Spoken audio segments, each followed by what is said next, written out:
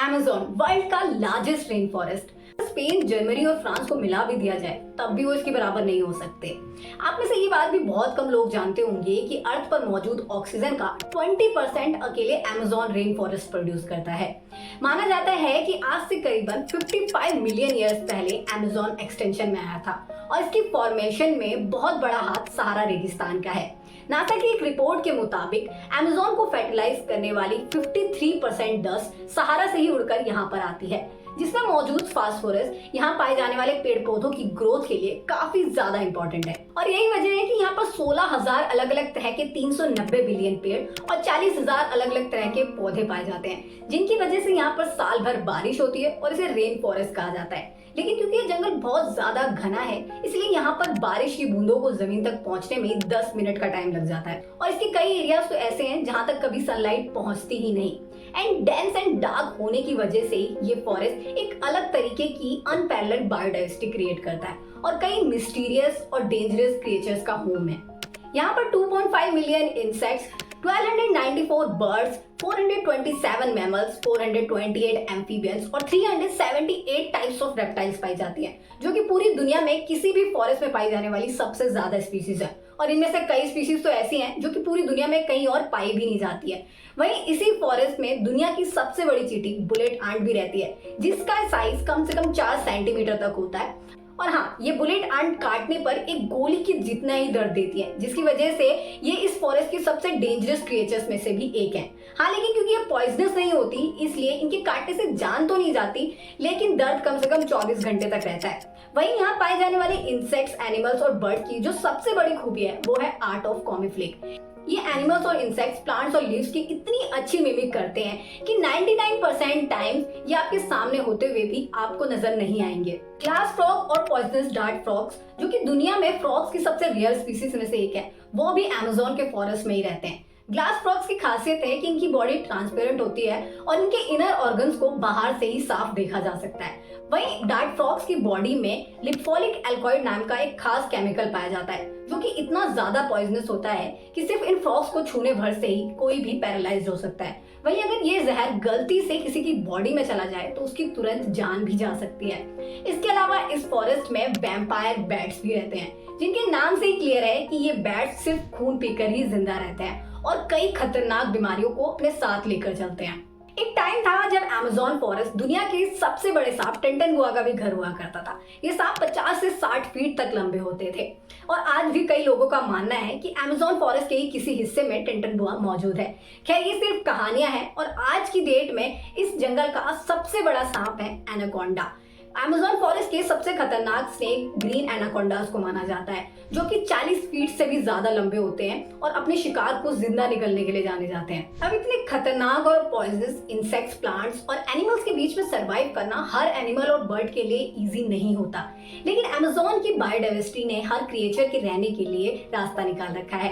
Amazon basin में ही Peru की टेम्बोटा river के पास में एक खास तरीके की क्ले पाई जाती है, जिसमें कैल्शियम और सोडियम हाई लेवल में मौजूद है। इसके अलावा इस क्ले में कई दूसरे तरीके के मिनरल्स भी पाए जाते हैं, जो कि एनिमल्स और बर्ड्स को उनकी बॉडी से पॉइजन को एक्सट्रैक्ट करने में हेल्प करते हैं और उनकी बॉडी में मिनरल्स की कमी को पूरा करते हैं। और यही वजह है कि अमेज़न के हजारों बर्ड्स और एनिमल्स यहाँ पर इस मिट्टी को खाने के लिए आते हैं। और इस तरीके से देखा जाए तो अमेज़न की मिट्टी ही उनके लिए मेडिसिन का काम करती है। वहीं इस फॉरेस्ट की सबसे बड़ी लाइफ लाइन यहाँ बहने वाली अमेज़न रिवर है, जो कि लंबाई के हिसाब से दुनिया की दूसरी और पानी के वॉल्यूम के हिसाब से दुनिया की सबसे बड़ी रिवर है।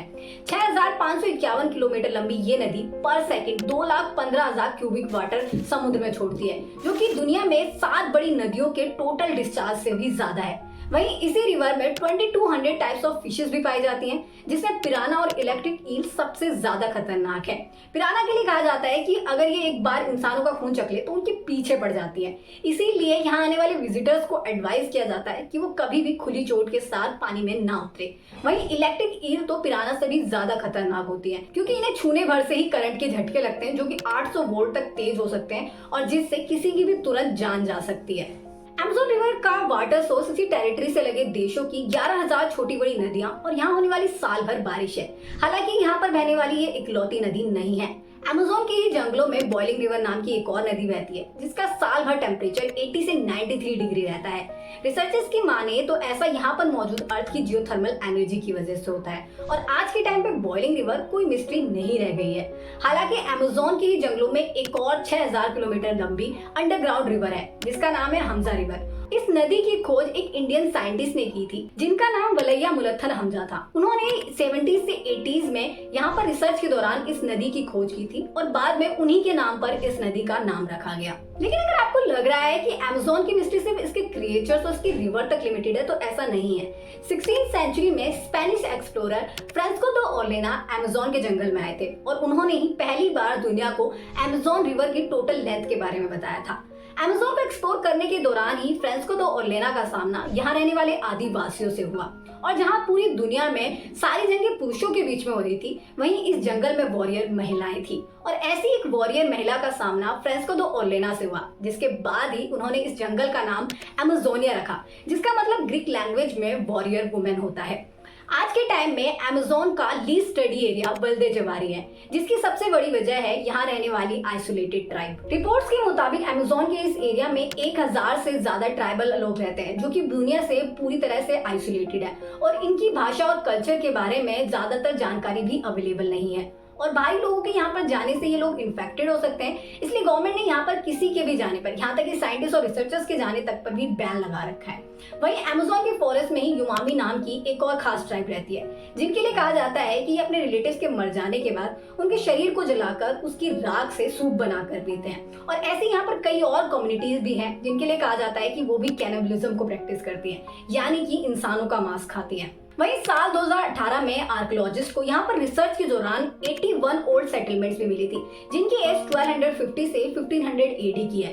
इसके अलावा अमेज़न फॉरेस्ट में ही कई बड़ी बड़ी अलग अलग तरह की शेप्स भी मिली हैं जिन्हें जियोग्लिफ्स कहा जाता है और बिना इंसानों की मदद के इन्हें बना पाना मुश्किल है। इतने बड़े घने जंगल में इन ओल्ड सेटलमेंट्स का मिलना काफी स्ट्रेंज बात नजर आती है। हालांकि रिसर्चर्स की माने तो ये ओल्ड सेटलमेंट्स किसी एंशिएंट सिविलाइजेशन की हो सकती है जिनकी फील्ड मैनेजमेंट की वजह से ये फॉरेस्ट इतना बड़ा बन पाया। वहीं अमेज़न के इस ओल्ड सेटलमेंट्स को लेकर कई फोक स्टोरीज भी फेमस है जिनमें से एक फेमस स्टोरी एल डोराडो की है। माना जाता है कि करीबन आज से 1000 साल पहले अमेज़न के जंगल में सोने का एक शहर हुआ करता था जिसे एल डोराडो कहा जाता था। एल डोराडो में एक खास तरीके की प्रथा थी कि यहाँ पर जब भी कोई नया राजा बनता था तो उसे सोने से तब तक नहलाया जाता था जब तक कि उसका रंग सोने का ना हो जाए। वैसे ये सिर्फ कहानी है या फिर एल डोराडो का कोई शहर यहाँ कभी हुआ भी करता था? आपको क्या लगता है कमेंट करके जरूर बताइएगा। अब इन सारे फैक्ट से एक बात तो क्लियर हो जाती है और वो ये कि अमेज़न अर्थ के इकोसिस्टम में एक इंपॉर्टेंट रोल प्ले करता है और इसके बिना अर्थ की कल्पना करना मुश्किल है। लेकिन जिस तरह से ग्लोबल वार्मिंग और डिफोरेस्टेशन बढ़ रहा है उससे अमेज़न के क्लाइमेट को काफी खतरा पैदा हुआ है। यहाँ रहने वाले क्रिएचर्स की लाइफ लाइन भी डेंजर में आ गई है और हो सकता है कि एक दिन ह्यूमंस के एक्सटेंशन पर भी मुश्किल आ जाए क्योंकि जिस तरह से ह्यूमंस के लिए ऑक्सीजन लेना जरूरी है उसी तरह से ऑक्सीजन को प्रोड्यूस करने के लिए फॉरेस्ट का होना भी जरूरी है। लेकिन अपने डेवलपमेंट प्रोजेक्ट्स के चक्कर में हम इन फॉरेस्ट को खत्म करते जा रहे हैं। खैर इन सब पर आपका क्या ओपिनियन है कमेंट करके जरूर बताइएगा और ऐसे ही मजेदार और इन्फॉर्मेटिव वीडियोस के लिए मेरे चैनल द चॉइस को सब्सक्राइब करना ना भूलें।